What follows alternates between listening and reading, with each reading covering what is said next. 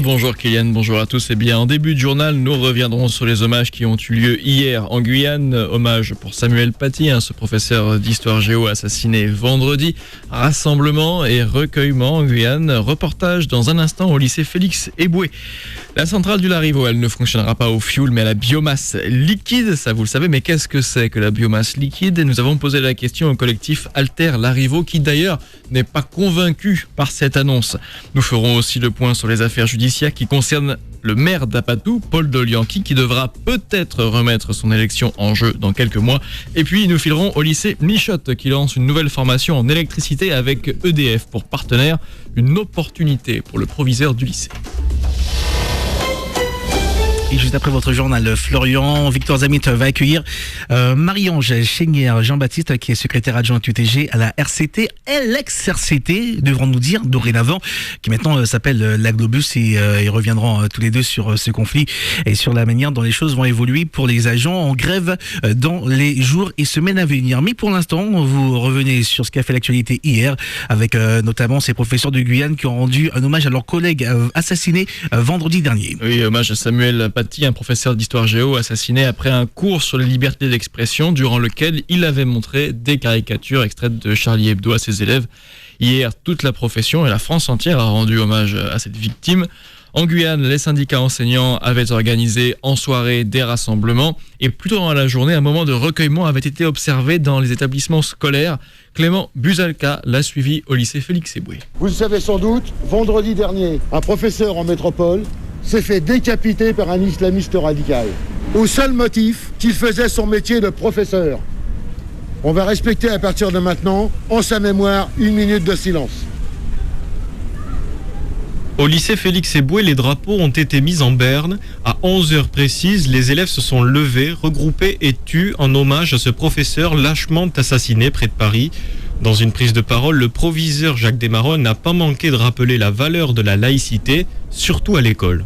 Quand on dit éducation, c'est au sens large, c'est plus l'instruction, c'est l'éducation.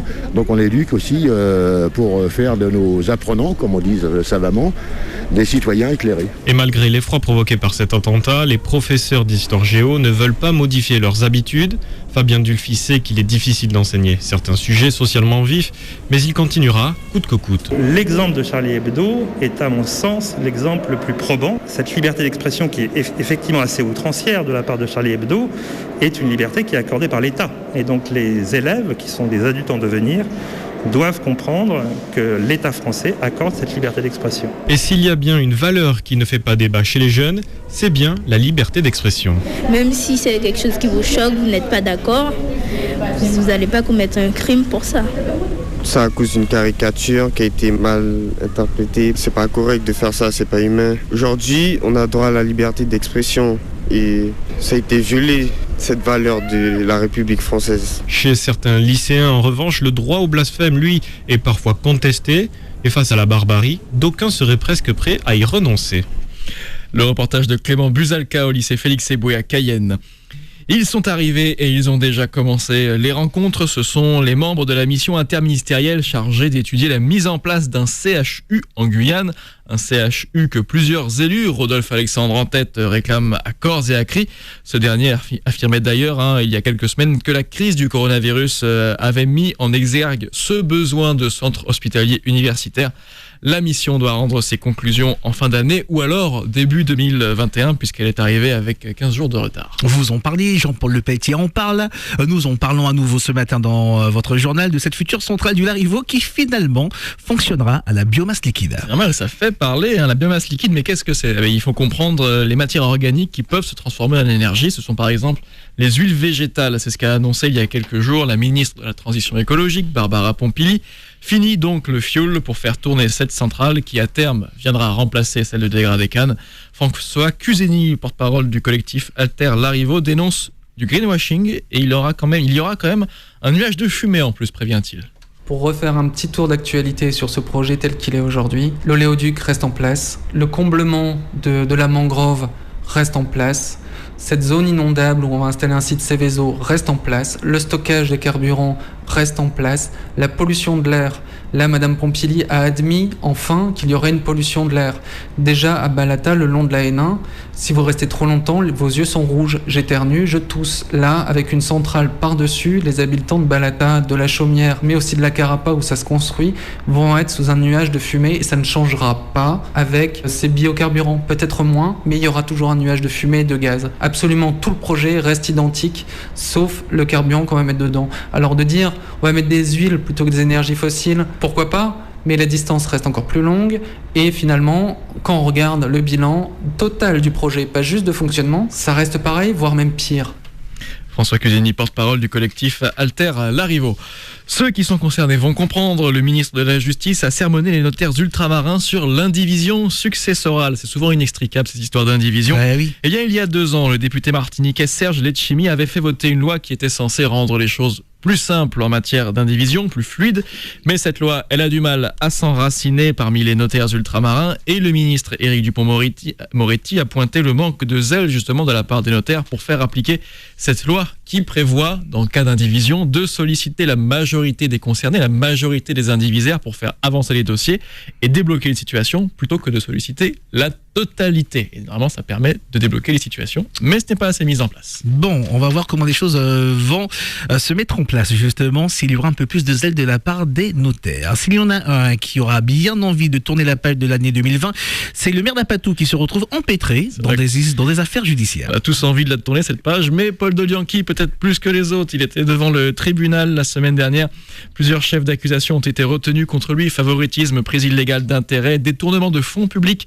On lui reproche notamment d'avoir confié l'électrification d'un écart d'Apatou à un prestataire, alors que cette action ne dépend pas de lui. Son avocat, maître José Lobo, reconnaît des défauts avec la légalité dans cette affaire, mais il pointe aussi des manquements dans l'instruction. Pour certains redonnés comme vous, ma défense était de montrer que M. Dolianchi s'était entouré de gens capables.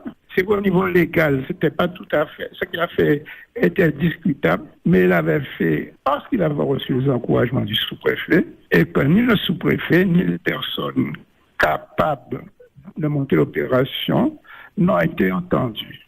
Donc l'intention, on ne peut pas reprocher à M. Dolianchi sur ce point d'avoir l'intention de mal faire.